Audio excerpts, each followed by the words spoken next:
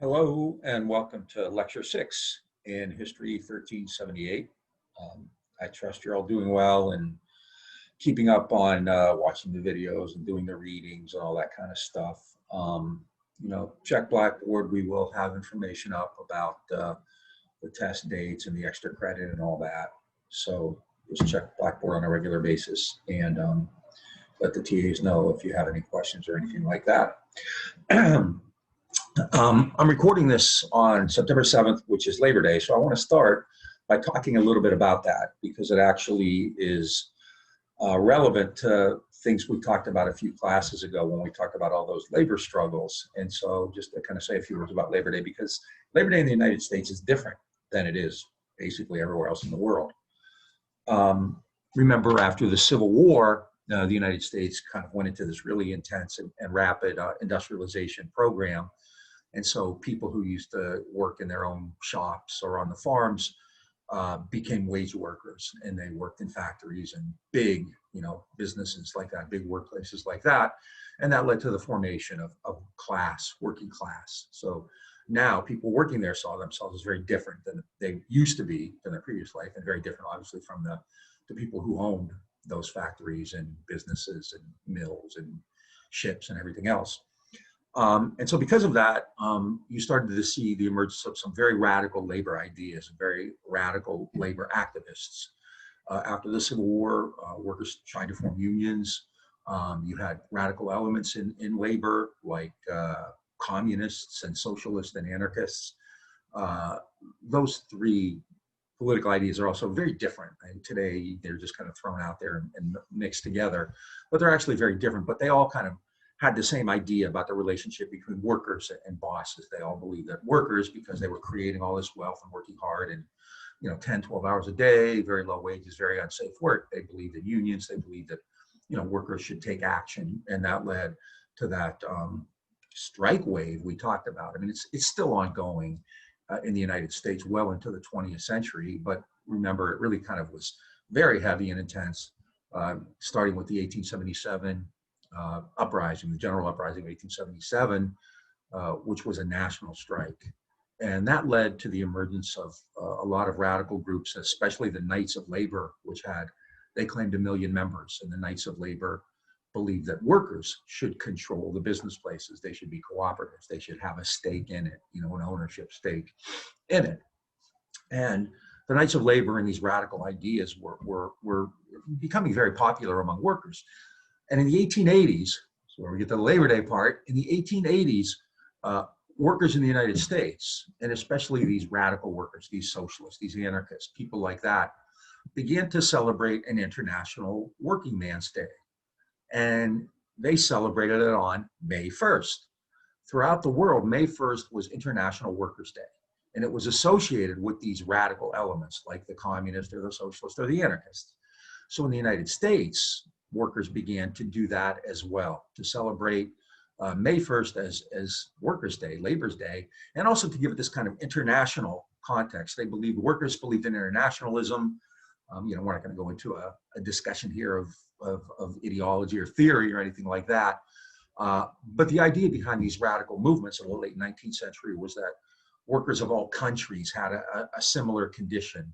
They were all working very hard, working in very difficult conditions, and they weren't getting compensated much for it, whereas the people who owned the factories and everything else were very wealthy. And these folks were influenced by a lot of people, especially Karl Marx, who among working people in the late 19th century was, people read about him. They understood the idea of Marxism and socialism, and it was becoming an increasingly popular idea, which terrified the people who ran not just the United States, but all these countries, Britain, France, and everywhere else, because they hated this idea that workers would defend their interests, would protect their interests, would demand to be, compensated better, to demand to have control of the workplace. So because of that, working people were celebrating May 1st. And that was International Workers' Day, not just U.S. Labor Day or anything like that. It was an international idea. And the bosses and the people who, the politicians didn't like it. Then in 1886, you had the Haymarket Uprising, which ironically occurred in early May it began around May 1st, and the major attack or uprising or riot, whatever you want to call it, was on May 4th. A year after that, in 1887, because of this radical labor idea, because the people who ran the governments, the national government, the state government, the people who ran the economy wanted to get rid of this labor radicalism. They didn't want workers becoming socialist and communist and anarchist and all that. So in 1887, the president, Grover Cleveland, declared an International Workers' Day on the first Monday in September. And he did this, and with the advice of other politicians and businessmen, specifically to create this difference, this distinction between International Workingmen's Day, which is this left celebration, radicals, socialist people like that, on May 1st, and this other celebration of labor, which was uniquely American and didn't have all those kind of political connotations to it. This is often referred to as a co-optation strategy. I don't know if you've ever heard that term, but you co-opt a radical idea, like May 1st as Labor Day, by giving them something else. So you give them a paid holiday on in September, right? And then in 1894, after Pullman, we talked about that, which was a national strike, Congress made Labor Day an official national holiday. And so since then, the United States is, I think there may be one or two other countries, but the US is one of only a very small number of countries which has Labor Day not on May 1st. The rest of the world still has Labor Day on May 1st, International Workingmen's Day on May 1st. But in the US, there was this need, as the people in charge saw it, to de-radicalize labor, to not let it celebrate, May 1st, this radical Labor Day with everybody else. So that's why you have it on today, today, right now, it's September 7th. Whenever you watch this, be a day or two later. But that's why Labor Day is when it is in the United States. And so now, right? So I wanted to get that out. I generally talk about it every semester. I mention it. And it was, something we covered, a few weeks ago. So where are we today? Last time we talked about the Great War, World War I, and we got through kind of the U.S. entry into the war. So how the war got started, you had this crisis in Europe, all these countries are fighting against each other, trying to gain new territories, and it kind of really blew up in the Balkans, where, Serbia, Croatia, Albania, all those places are. And the Ottoman Empire has fallen apart. Those places want independence, but the Europeans come in and they want to grab them. And this, was part of a long-term process for empire. These countries were all kind of creating alliances, building naval ships, and manufacturing weapons. So the British and the Germans and the French and the Russians and everybody is ready to go, and they had been for some time. And then the assassination of Archduke Franz Ferdinand just kind of set it off. But things were in motion long before that. The war began. It was a very brutal and bloody war. I showed you a clip of the trench warfare. The United States claimed to be neutral, but in reality was heavily involved with the Allied side, trading, creating loans, bank loans, which was very vital for the Allied effort. They were getting money from Wall Street, borrowing money from Wall Street, and then even in the way that the U.S. approached international law, which was to punish Germany for using subs, but not do anything about Britain for imposing a starvation blockade or including things like food and medicine on a contraband list. So, Germany was increasingly desperate and didn't want the U.S. to come into the war. Not that the U.S. wasn't a military power, but it was an industrial power.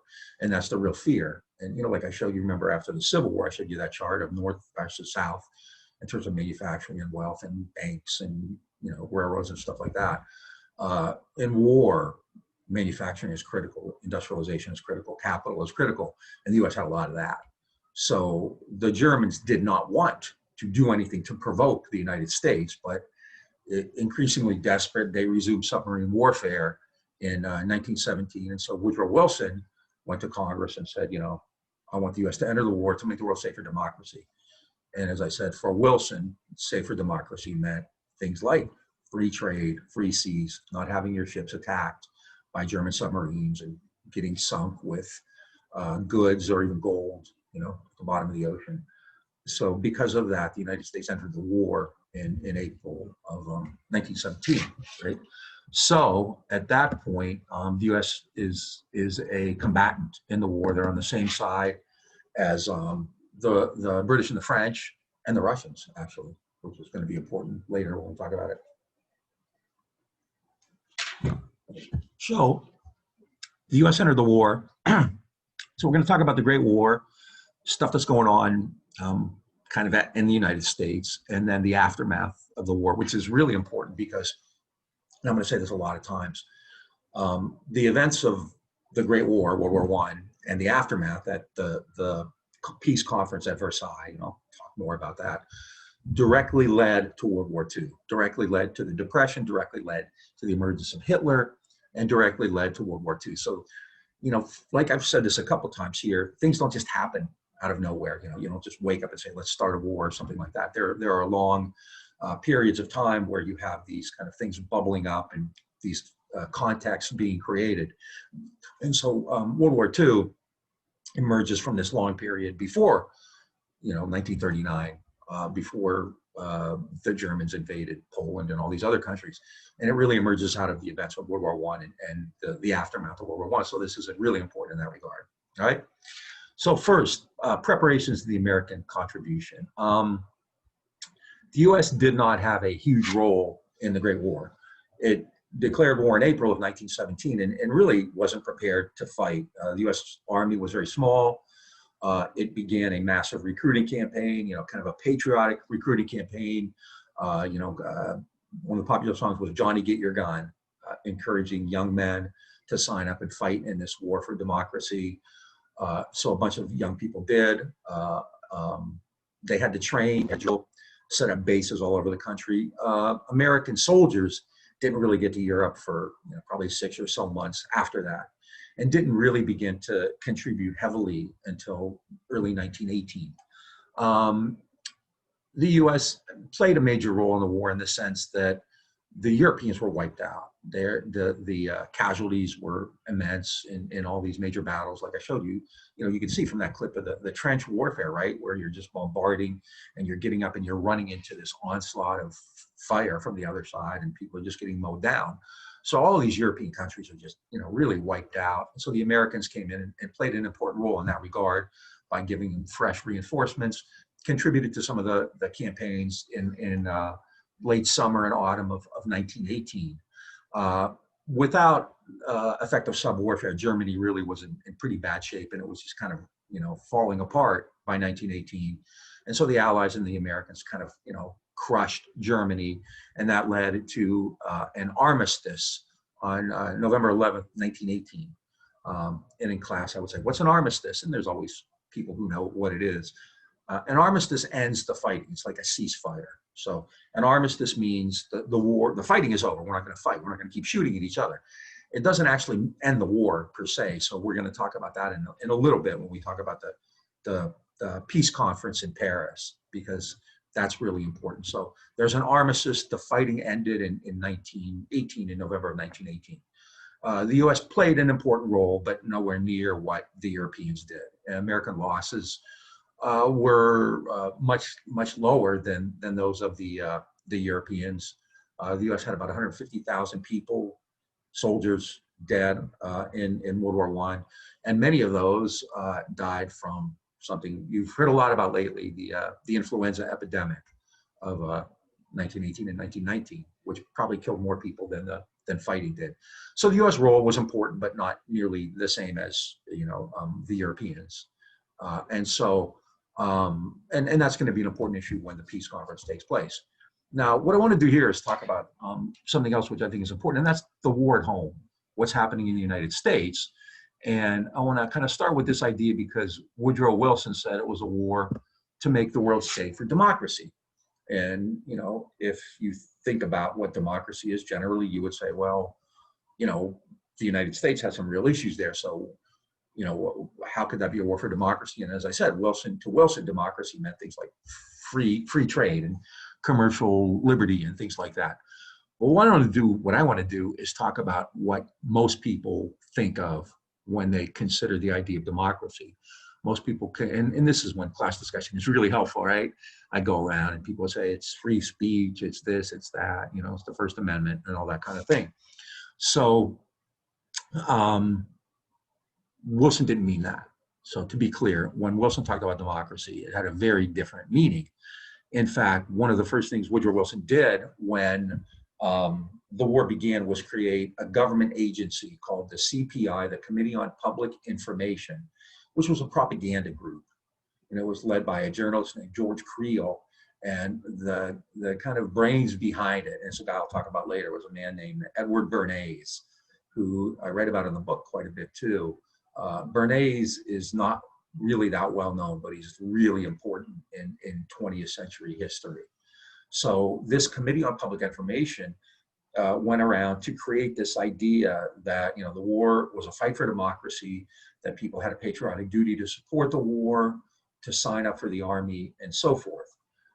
So they would send people out. The Committee on Public Information would send volunteers out to go speak to the public at movies and things like that. They would give little like 4-minute speeches. I think they were called something like 4-Minute Men or something like that. You know, why I love America, why you need to fight the war, how the Germans are so bad, and we'll talk about that in a second too. So the idea here was to create this idea in the United States that this was a war for kind of the survival of liberty and democracy and all this kind of stuff. The Germans were this incredibly grave threat, and you know, you had to stop them.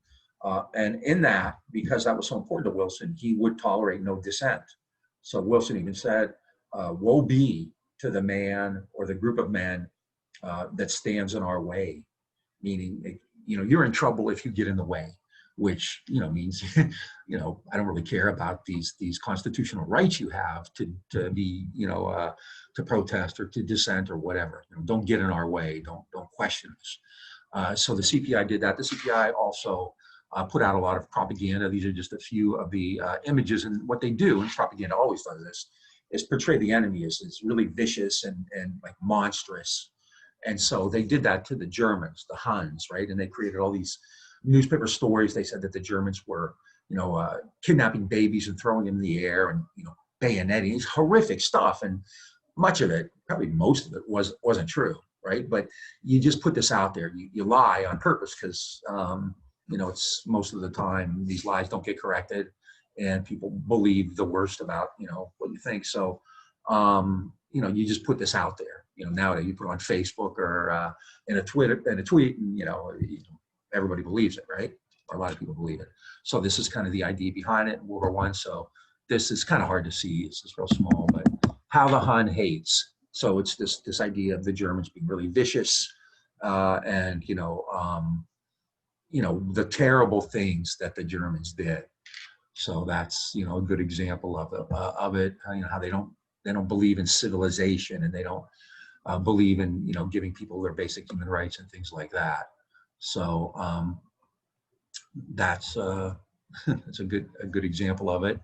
And these pop-ups are annoying. This is another one. It's actually from World War II. Sorry, my bad. And this one is probably the best known, and this is from World War I. And destroy this mad brute. And that's that represents Germany. It's a beast, right? It's not even a human. The club with blood on it says culture, German culture. The helmet says militarism. It says enlist in the U.S. Army. And this brute has this fair maiden, right? He's kidnapped this American woman, and he's, you know, really brutal and hideous, right? And so this is to get people really fired up, to get people really angry, to make them support the war, to make them want to enlist in the army, and so forth. And you know, the Germans did a lot of bad stuff, but the idea behind propaganda is to take, you know, certain ideas and just blow them up, and often, you know, nobody really cared all that much about whether they were true. You know, the idea was to get people to believe them and think the worst of the other side. And you know, like I said, you see that today in, you know, on Twitter and Facebook and you know, all kinds of stuff like that. It's everywhere. It's more than it's ever been. So because of this, then people were essentially obliged to support the war and to be good patriotic Americans. Now, not everybody was. There were, in the United States, there was a lot of people who didn't agree with Wilson's decision to enter the war, who thought that this was a war that didn't really have much of an impact on the United States. And there were a lot of people politically on the left, the kind of people I talked about a few minutes ago. You know, they're still around, socialists and anarchists and people like that, who thought that this was not a war that working people should support. Now, the most famous of them was Eugene Debs, and I've mentioned him a couple times before. He was the head of the American Railway Union. In 1912, Debs, a socialist, ran for president and was considered a progressive, but he was a socialist. In 1918, in June of 1918, he was giving a speech in Canton, Ohio. And at the end of the speech, he was arrested because the US Congress, at Wilson's insistence, had passed two laws, the Sedition Act and the very embarrassing, I can't remember the name of it, act. These laws made it illegal to essentially criticize the war effort. So if you violated the Sedition Act, which meant that if you said something that criticized the American war effort, you could be arrested. And that's what happened to Debs in June of 1918. He was giving a speech in Canton, Ohio. Now, what I'm going to do in a minute is play a part of it. The actor Mark Ruffalo did part of the Debs speech, and I, listen to it. And this is where in class, after it was over, we talk about it, but listen to it closely and kind of make out what Debs has to say, and then we'll say a few things afterward. So this is Eugene Debs in Canton, Ohio, in June of 1918.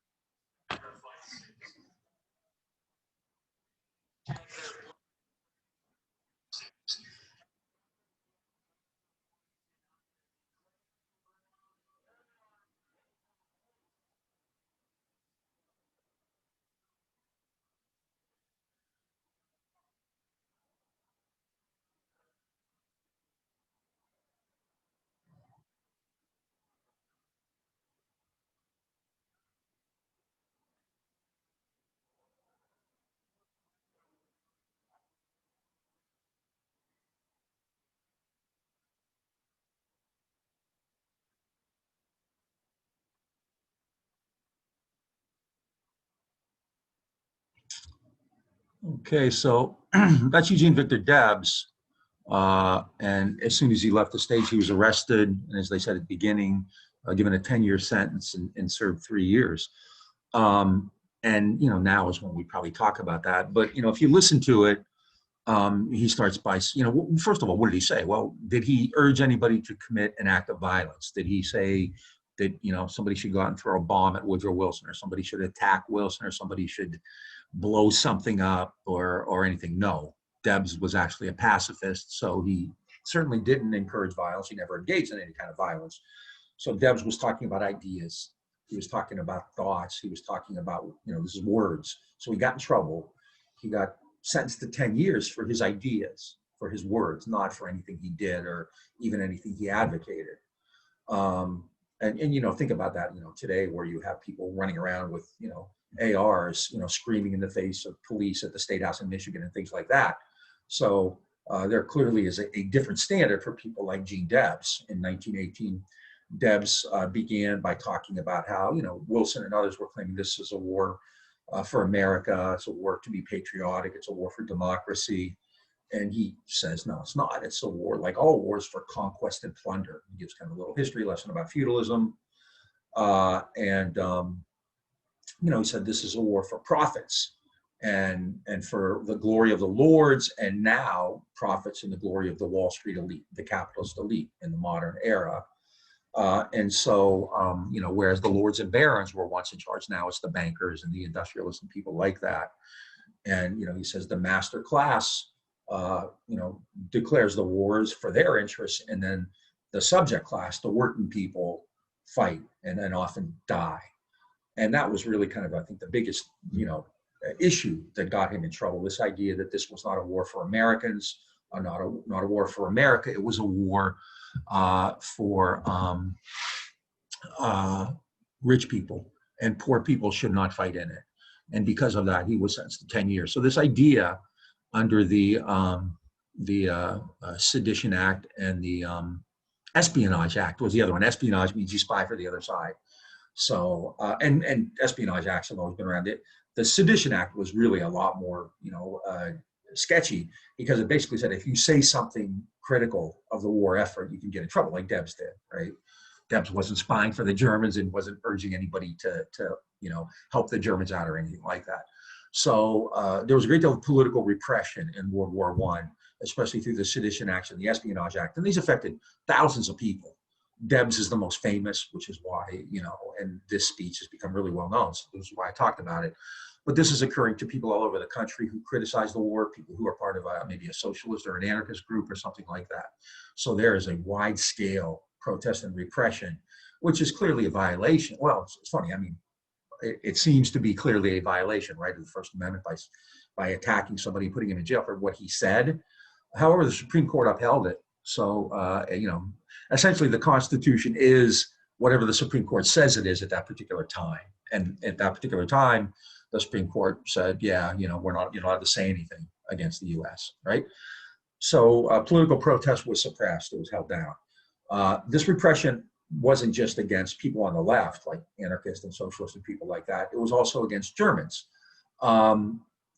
I don't know if any of you remember, after when the war against Iraq, when the U.S. invaded Iraq in 2003, began, the French did not vote for the war at the United Nations. There was a vote to invade Iraq, and France voted against it. So the Americans were very upset and angry at France, and they quit calling those potatoes they eat French fries, and they started calling them freedom fries.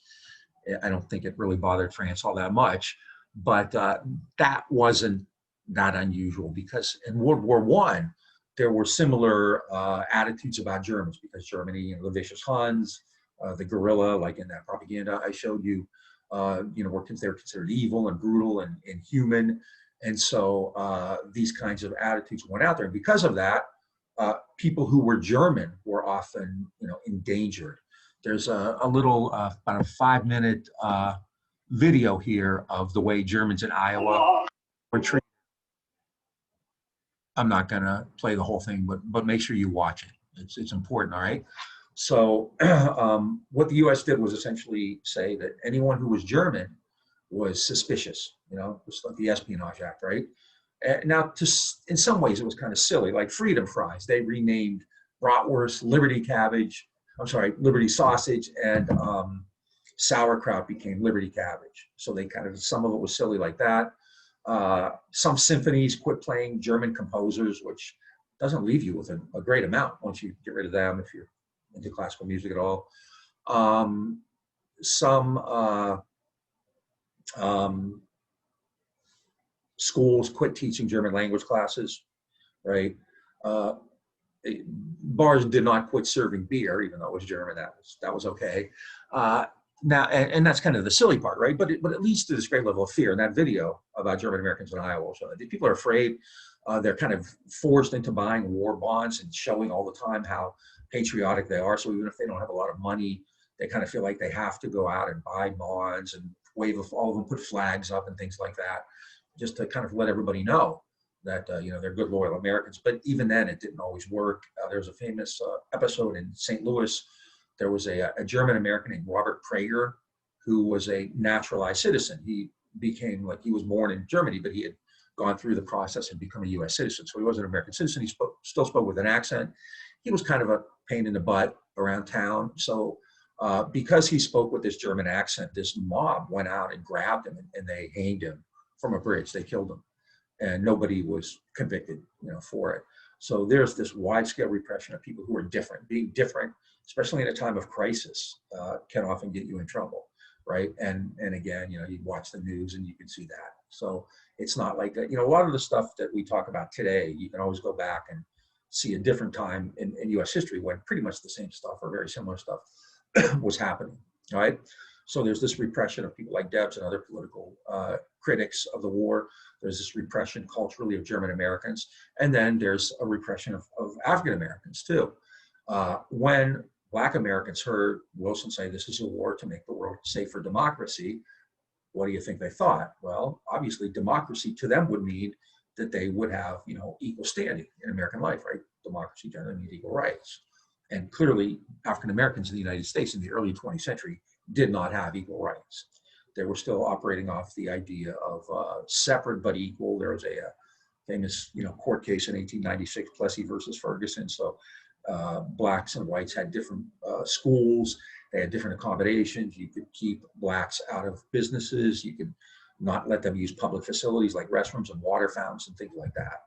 So when African Americans heard Wilson say, this is a war to make the world safe for democracy, they believed that, oh, okay, that means things are going to change for us as well. And that didn't happen either. In fact, in many ways, the repression of blacks became more intense because a lot of blacks began to speak out.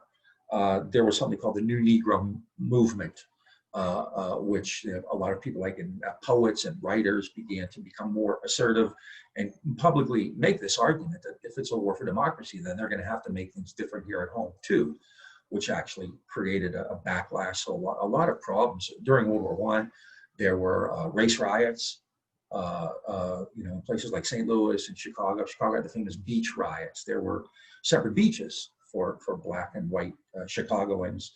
And, allegedly a black swimmer went into the white water, right? And the next thing you know, there's this massive race clash on the beach. A bunch of people were hurt. Some people were killed. And this is occurring quite frequently. The lynchings went up. We've talked about lynchings before. You attack these African Americans, and generally we think of a lynching as a hanging, but it can be, they can be worse than that. They beat them to death, they set them on fire, things like that. So the number of lynchings actually increased during World War I, and 10 Black Americans were lynched in their uniforms. Blacks joined the Army in large numbers. It was probably, in terms of percentage, the largest percentage of blacks that was in the U.S. Army. They believe that, and immigrant groups do this all the time, they believe that if they had to kind of show their loyalty to the United States, and what better way to prove their loyalty than to join the Army. So you had significant numbers of African Americans who joined the Army. The armed forces was still segregated. There were units specifically set aside for black soldiers. However, the commanders were always white. And they were the worst white soldiers. They were the ones who scored the lowest. So many of them were most of them were from the South. So they were very brutal, very racist. And so black soldiers joined the Army. They got the worst assignments. Many of them, were put in the most dangerous positions. They fought valiantly. They participated in some of the more important battles, like I said, in 1918 after the U.S. came in. However, they were never considered equal. At the end of the war, there was a parade for all the victorious armies, and Black American soldiers were not allowed to march in it. Silly things like, well, they're not silly at all, but they seem it, right? Kind of trivial things. There was a mural of all the countries that participated and contributed to the war, to the different groups there. And again, African American soldiers from the United States were not included in this, portrait. So there's a lot of stuff like that going on. Now, the most famous incident, and I'm not going to talk much about it because I want you to listen to it, is the Camp Logan riots, or the Camp Logan Uprising of World War I. And it happened in Houston, which is why I think it's important, but it's also worth really talking about. When I first got to UH, I would say, who's ever heard of the Camp Logan Uprising or something like that? And no one really ever, and even, in the later years, I mean, there was never a big number of people. I doubt it. There was ever more than 10 in one class. As this occurred in Houston, a group of Black soldiers was based in Houston. They had constant clashes with local people and with the police, all-white police force, Black soldiers. There was an episode where the police went in, bashed in a door of a Black woman. They accused her of hiding somebody, and they arrested her. And then, all hell broke loose. There's an interview there with a scholar, local scholar who teaches at HCC, who talks about the details of it and how it played out. And also an interview about Confederate monuments in kind of the South after the Civil War too. So the whole thing is really worth listening to, but especially the Camp Logan part. And the point of things like Camp Logan or the beach riots or any of this stuff was that this really vicious racism persisted during the war. This war to make the world safer democracy did not mean that democracy would help create equal rights for African Americans in the United States. That was not part of it. Wilson didn't mean that. Wilson didn't believe that. Wilson was a pretty aggressive racist. I don't know how much you follow the news. In the last few months, a lot of things have been renamed. And in fact, in Princeton, there is a program named after Woodrow Wilson, the Woodrow Wilson School of International Relations. And they've taken his name off of it now because of his views on race. There was a very famous, and we talk about this in the interview, a very famous movie was made in 1915, Birth of a Nation, which is this really racist idea about Reconstruction. And Wilson thought it was like the greatest thing ever. Not only was it, a good movie, but it was the truthful view where, the Klan, in Birth of a Nation, the Ku Klux Klan is heroic. They come in to save the South from these ex-slaves. And Wilson thought that was just great. So in all of these cases then, whether you're dealing with political dissent by socialists and anarchists and people like that, the repression of Germans or African Americans who say, hey, it's a war for democracy, we need to be included in it. Wilson doesn't care. The US government doesn't care. It created a propaganda wing, the Center for Public Information, to go around the country and enforce patriotism, enforce loyalty.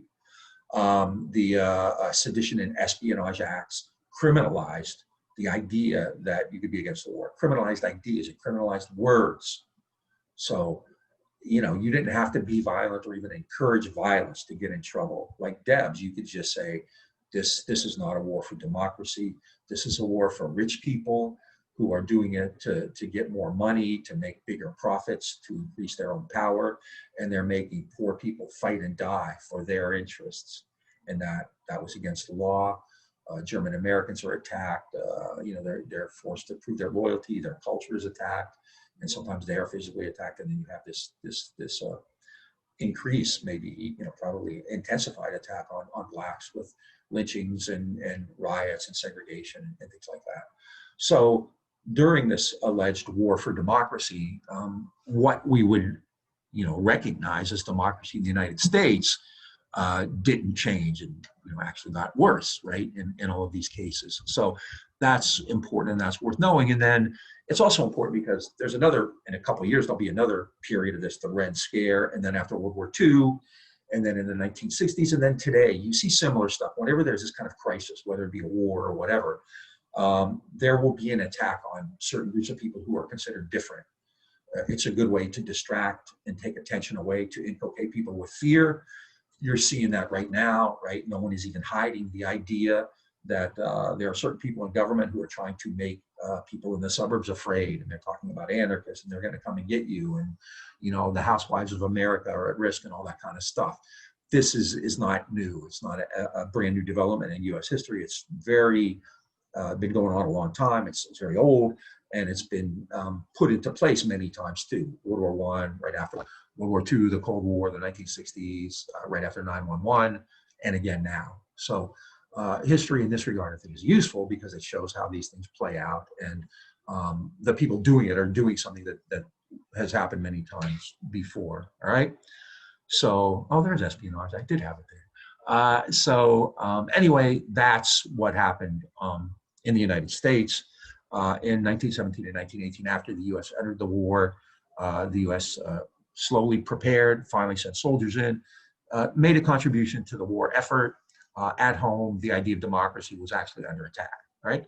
So the war ended with the armistice, the ceasefire on November 11th of November, 1918. So what then, right? Well, the armistice was a ceasefire to end the war, but to end the fighting, but it didn't officially end the war. In order to do that, you need to have a treaty. So in 1919, the countries of Europe got together and they decided to have a peace conference in Paris at the Palace of Versailles. And at Versailles, the Europeans and Woodrow Wilson got together and they set down the terms of how the war would end. The treaty, the terms of for Germany and others at the end of World War I, right? And as I said a few minutes ago, this is important because they're going to make some big decisions at Versailles. The three most important are going to have to do with Russia, which is having a revolution there, the Bolshevik Revolution. So they're going to have to deal with Bolshevism in Russia at Versailles, the people at Versailles. They're going to have to deal with Germany, which is a huge issue, right? Germany started the war and lost the war. So that's the big issue. And then they're also going to try to develop this idea that Woodrow Wilson came up with to create an international organization called the League of Nations. So all this is occurring after World War I at this peace conference in Paris at Versailles. And in all of these cases, in these three major issues, it's going to be a failure. And it's going to directly lead to the crises of the 1930s and Hitler, the Depression, and eventually World War II. So, and I'll say this more than one time, right, that the origins of World War II can be found at the end of World War I, the way the war ended, and especially what happened at Versailles, right? So I'm not going to spend a huge amount of time. This is really important to read the book, especially for the part on Germany, because just to give you some sense of what's going on here, all right? Now, the three main issues that I want to talk about, there's a lot going on in Versailles, but I want to talk about these three main issues are critical because, like I said, they lead to bigger problems down the road. They're not solved, they're not resolved, even though there's this peace conference at Versailles. The first is Bolshevism, and that has to do with Russia. Now, remember when the war began when Germany attacked Russia. So the Russians and the British and the French were all on the same side. And then when the Americans entered the war in 1917, the Americans are on the same side as the Russians. The Russians at that time were led by the Tsar. It was an emperor. It was the Tsar and his family owned everything. Russians were incredibly poor. The vast majority of them worked on agriculture. They were serfs, kind of like sharecroppers in the United States. People like Frederick Douglass made the comparison to serfs in Russia and black sharecroppers in the United States. So Russia is controlled by this family, and most people are living in really precarious and very vulnerable situations. There was also a political opposition in Russia, and this is somebody I talked about a couple days ago, I guess the last lecture actually. Vladimir Lenin was the leader, the intellectual leader of a group called the Bolsheviks, and the Bolsheviks were communists. They had Lenin had studied like Karl Marx and other theorists of communism, and so the Bolsheviks from the early 1900s on were planning on taking over power in Russia. And during the war, because the situation in Russia was so bad, the Russians, I talked about trench warfare in the West, in France and Britain and so forth. The war in the East was actually more bloody and more brutal. So Russia was getting hit hard, losing many thousands, probably millions of soldiers. There was a famine in the country.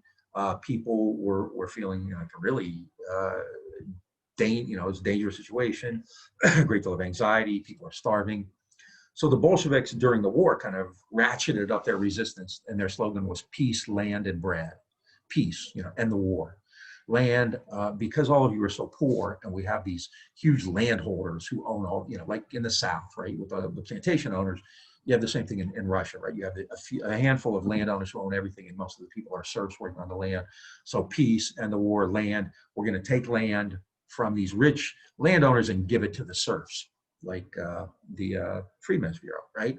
And bread, we're going to feed you because this war is becoming brutal. People are running out of food. We have famines. Increasingly, the Bolshevik movement became more popular and more powerful. And the Tsar was under attack. Then in early 1917, the Tsar's government was overthrown, but not by the Bolsheviks, by another group that was more reformist and more democratic. Now, the Americans were actually happy because if you're going to fight a war for democracy, having the Tsar on your side, doesn't really look good. So the U.S. was kind of happy that the Tsar was overthrown, but that didn't last long because in November of 1917, the Bolsheviks overthrew this provisional government and took over. The Bolsheviks were different cats. No one had ever seen anything like that before. They did not believe in private property.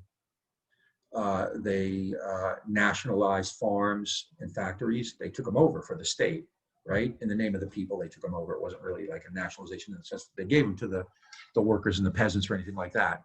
But they took over that because they didn't believe in private property. Now, nothing would get a capitalist more furious than somebody denying the power of private property, right? And in capitalism, everything is held privately, not by the state or by people in common. So they did that. They repudiated private property.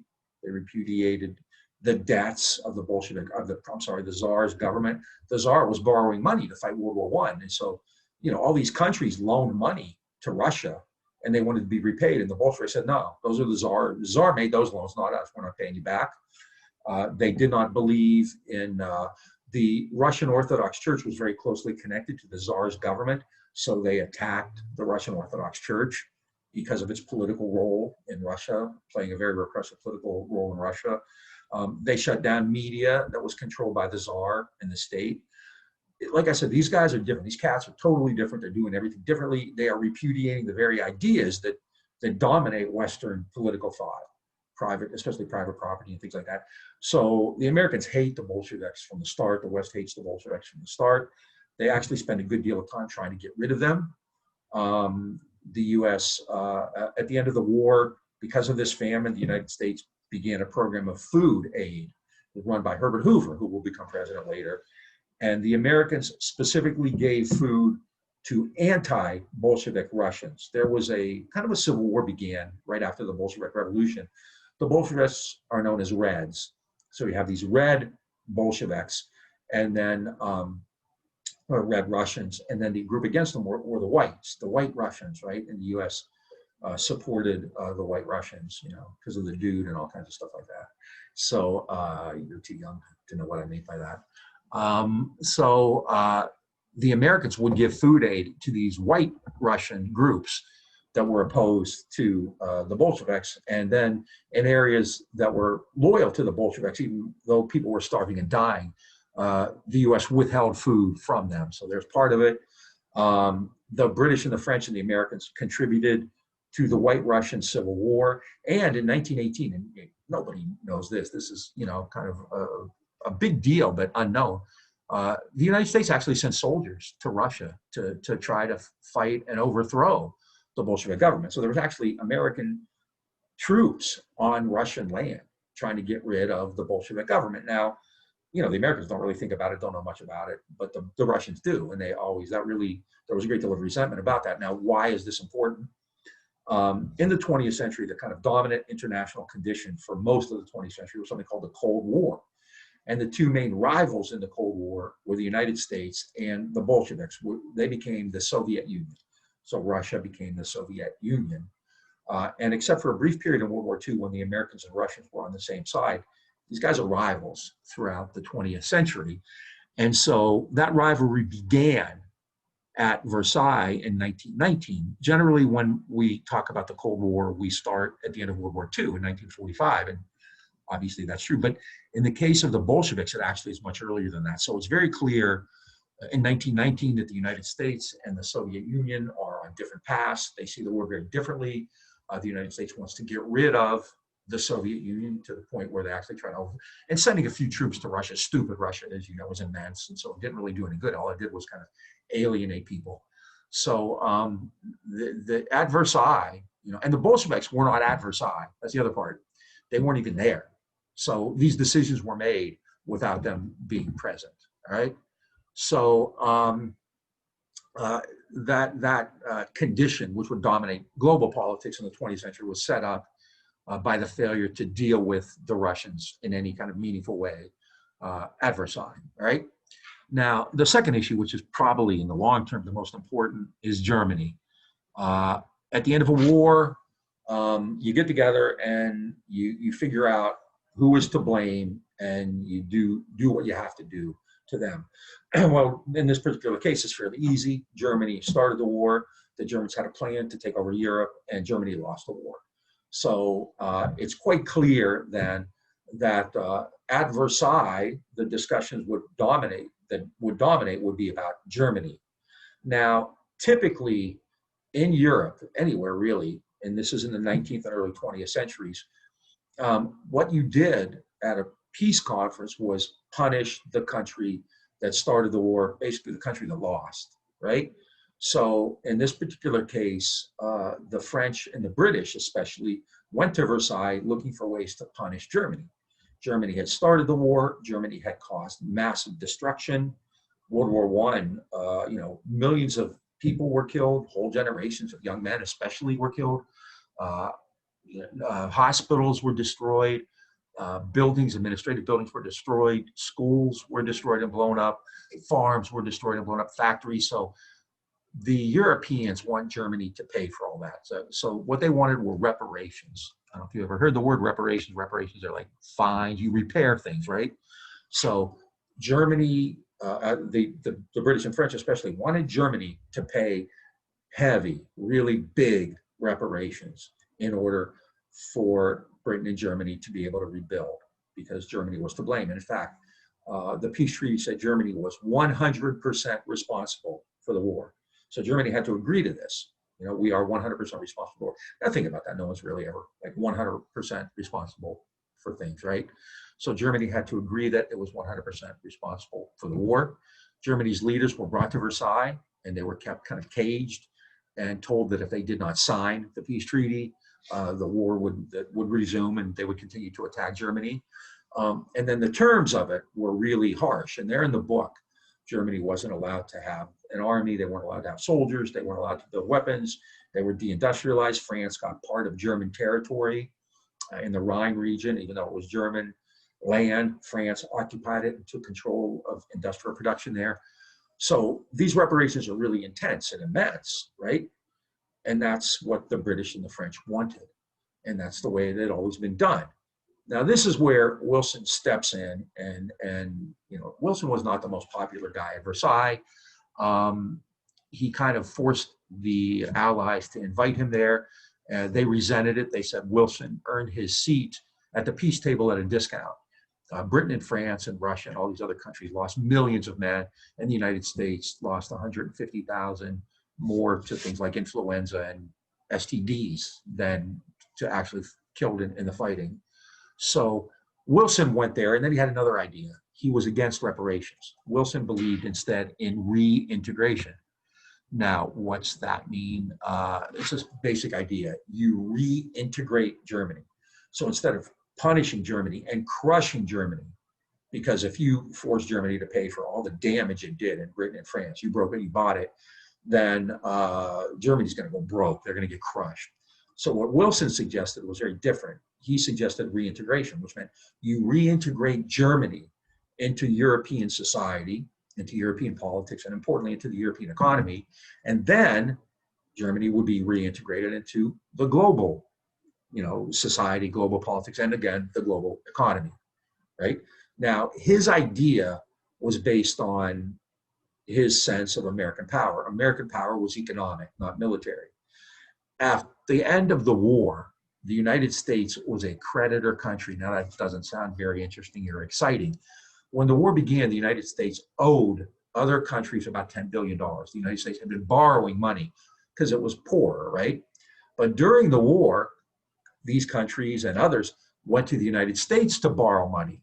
And so by the end of the war, the United States had credits of about $10 billion, right? Now, why is that important? I mean, think of it in your own life. Would you rather be in debt, or would you rather have people owe you money? Would you rather owe somebody $20,000, or would you rather have it that somebody owe you $20,000 plus interest, right? You don't want to be in debt. So the fact that the US emerged from the war as the biggest creditor in the world is really important for Wilson. America's power is economic, not military. And so his idea is that if you reintegrate Germany, if you don't crush Germany, if you let Germany rebuild, German industry will get back on its feet, German agriculture, and then what will they do? They'll produce goods, and then they'll sell them, and they'll get money, and then Americans can invest there, and Americans can buy goods there, and Germany and Britain and France can trade with each other. And in that way, all of these economies will improve together. And even though the US is a part of Europe, it's the main trading ally for Europe across the Atlantic. So by reintegrating Germany, by not crushing Germany, by actually creating conditions where Germany can reconstruct its economy. We talked about reconstruction in the United States. That happens after every war, right? So if Germany can reconstruct its economy, then that's going to help everybody in Europe, right? Because the global economy needs commerce. It needs countries trading with each other. It needs countries investing in other places. It requires that to survive, right? You need, you can't just stand alone. You need this kind of integrated system, this interconnected system where the Americans trade with the British, French, and Germans, and the Germans trade with the British, French, and Americans, and so on and so on. Countries invest in each other, and there is this commercial activity going on constantly. If that stops, then if Germany's economy gets stopped, gets crushed, then that affects Britain and France too, and we'll see how, right? So Wilson was against this punishment of Germany, these reparations. Wilson and the head of the reparations committee at Versailles, John Maynard Keynes, Keynes, and it's a name we'll come up with again at some point. We'll talk about it again at some point. They believed that the maximum amount of reparations Germany could be, levied with, that you could put on Germany, the maximum amount should be somewhere around $6 to $8 billion. Huge amount. And they said that will really hurt Germany badly. But the British and French insisted on even more than that. And so they came up with a reparations figure of $33 billion, all right? And again, do the math. I think it's close to a 30-to-1 ratio, right? So $33 billion is massive. It would crush Germany. Wilson was opposed to that. He knew it would crush Germany. Wilson essentially said that, if we crush Germany and push them too far, something worse is going to come up there. He believed it was like the communists, the Bolsheviks. In fact, it was Hitler. So Hitler emerged directly from this decision to attack Germany at the end of World War I. Germany was given this $33 billion bill for reparations. German industry was attacked. France got part, in fact, of German land in the Rhineland. Germany was not allowed to build ships. Germany wasn't allowed to build weapons. Germany wasn't allowed to have an army, right? And nobody's suggesting the Germans were innocent or anything like that. It was a dangerous country. But the attack on Germany was so great, and it made sense from British and French perspectives, because that's what the Germans, in 1871, Germany had attacked France and did that to France. They're really harsh penalties against the French. So this is the way Europeans did it. So nobody's feeling sorry for Germany. But Wilson's idea in this particular case actually, was rejected, but it really kind of made sense. The idea there that there's this interconnection, and if you've got everybody together, you might have avoided the worst of it. Well, they didn't. And so what they did is set the stage for World War II very clearly by attacking Germany, and we'll talk about this when we get to the 20s, Germany is suffering badly. The German economy is horrible. People are still hungry. There's insane inflation. And what this did was create an opening for these far-right nationalists, these National Socialists, Hitler, to come in and say, hey, look at what they did to you at Versailles. They really screwed Germany over, and we shouldn't let that happen. We're a great country. We're very powerful. Look at what they did to us, right? So again, Versailles is really critical in that particular regard, like it was with the Bolsheviks. The third thing, and I'll just kind of finish after this, is the League of Nations, which in many instances is kind of one of the things that's talked about the most. And I don't, because it's important, but I think these other issues actually take priority. The League of Nations is Wilson's idea. Wilson wanted to create a collective security, collective. You've heard the phrase national security, I'm sure, right? National security means that as a nation, you're responsible for your security. You do the things that you have to do in order to protect your country from possible enemies, possible rivals, the bad people out there, right? And so national security generally involves, having an army, having a navy, having bases in the United States, all that kind of stuff. In this particular case, we do that so Canada doesn't invade the United States and, force us all to play hockey or something like that, eat Tim Hortons donuts instead of Krispy Kreme or something like that. So that's national security. You're responsible for your own security, which means that if somebody is dangerous, you got to go one-to-one against them, which is why, or you can create alliances like they did in World War I. So that's why, when Germany attacked Russia, that was one-on-one, right? But Russia had prepared for it by creating an alliance with France. So France joined the war against Germany, and then France and Britain had an alliance, so they joined the war against Germany together. That was part of their national security. We're going to protect ourselves by fighting against Germany with this other country, and then the Germans, had the same thing over with the Habsburgs, right? So there are these one-on-one agreements. Collective security is something very different. What Wilson wanted to do was create a system in which all the countries of the world would join together so that if there was a bad guy out there, if there was somebody out there causing problems, they would all collectively say, you stop now or it's going to get worse. So Wilson conceived of the League of Nations. The League of Nations would be a group with all the countries in the world in it, and it would have the power to stop an aggressor country if they started to do bad things, if they started to get out of hand and threaten other countries. So in this particular case, the idea would be, if Germany started a war in Europe to try to gain control of Europe, then it wouldn't be just like the British or the French or whoever fighting against Germany. All of these countries would get together and say to Germany, look, if you don't stop, we are all going to attack you collectively. So the idea there is that the world would get together and stop these wars basically before they started, because they would have such force and power that one country wouldn't be able to stand up against the League of Nations. So that's the idea behind it. The Europeans thought it was kind of goofy. They don't do things that way. They figured each country is responsible for its own security. Germany's bad. We fight Germany all the time. We're going to be prepared to fight against Germany, right? We're going to crush them, and hopefully they won't do this again. Collective security in the League of Nations is something very different than that. The Europeans thought it was kind of goofy, but even more than that, Americans thought it was kind of goofy. So the United States never agreed to the League of Nations. They refused to vote for it. U.S. Senate refused to vote for it. They believed in an issue called sovereignty, and I've used that idea before, right? Sovereignty is your ability to make decisions for yourself. It's kind of independence, autonomy, whatever, sovereignty. In the United States, there were a group of senators who said that joining the League of Nations would deny the United States its sovereignty. The U.S. would have to go into this organization with all these other countries and then do what these other countries said. So if the U.S. didn't want to fight a war, but the League of Nations said, yeah, we have to, the U.S. might have to do it, right? So the United States was kind of upset about that. The U.S. was also upset. U.S. politicians were upset because they said, well, what if these countries in Latin America, which are dominated by the Monroe Doctrine, what if they go to the League of Nations and say, hey, the United States is repressing us, or the United States is taking over our country? We don't want other people determining what the United States does, right? We do our own thing. We're not, no one's going to talk to us or tell us or have any role to play in what we do. So that's part of it. So for all of these reasons, the US Senate never even passed the League of Nations.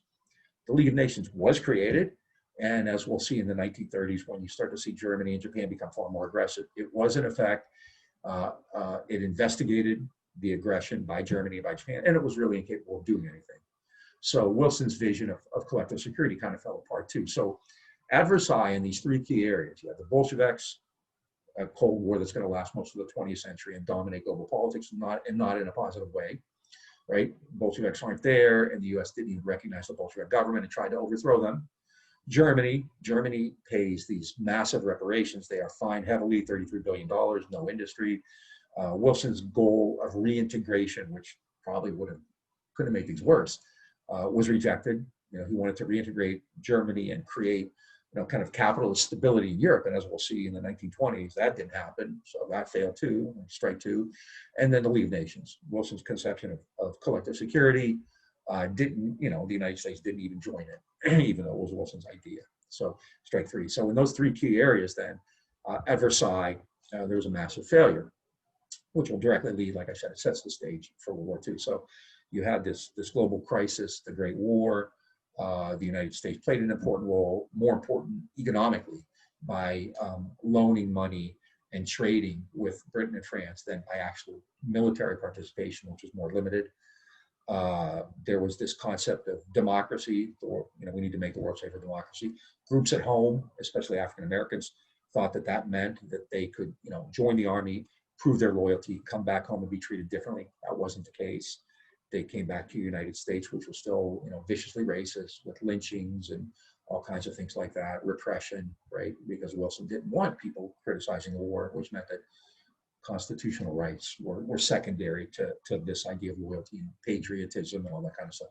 Patriotism didn't involve these free expressions, right? To be American, right? So patriotism in the First Amendment, as Wilson saw it and as many others saw it and have seen it, were in conflict with each other, right? The Constitution and patriotism were very different to them. So there was no, that kind of democracy at home didn't happen. Democracy was free trade, ships and things like that. And then, at Versailles, you have this attempt to kind of stabilize the world, and it didn't work either. So by the 1920s, even though you're just coming out of this horrific war where, millions of people were killed, and all this stuff's in the book, make sure you read that stuff, right? Because when it comes time for the exam, we expect you to be able to, discuss it in some, with some, ideas, not heavy detail, but you should know something about it. So be sure to read the books, because what I'm talking about here, first of all, I'm not talking about everything because you can't, and I'm not going into great detail about it. So make sure you read all that stuff and be aware of what's actually going on. At Versailles, none of that worked. So what we're going to do, next is talk about what the impact was, because in the immediate aftermath of World War I and the peace conference, you have a brief period of kind of prosperity in the United States, and then boom, a massive global crisis occurs. And that global crisis occurred because of what had happened in World War I and the failure to deal with or stabilize the situation after World War I. Okay, this is number 6, which would be the equivalent of like the end of week 3. We'll very shortly give you information about the exam, when we'll have it, how it'll be set up, extra credit, we'll do that soon too. And check the Blackboard, check if you have any questions, check with the TAs, and let us know what's going on. If you have any questions about the lectures, just ask. And the next time I record one of these, I can start by saying, hey, so-and-so from Boise, Idaho asked, blah, blah, blah, that kind of thing. So enjoy, be safe, and we'll see you again soon. Bye-bye.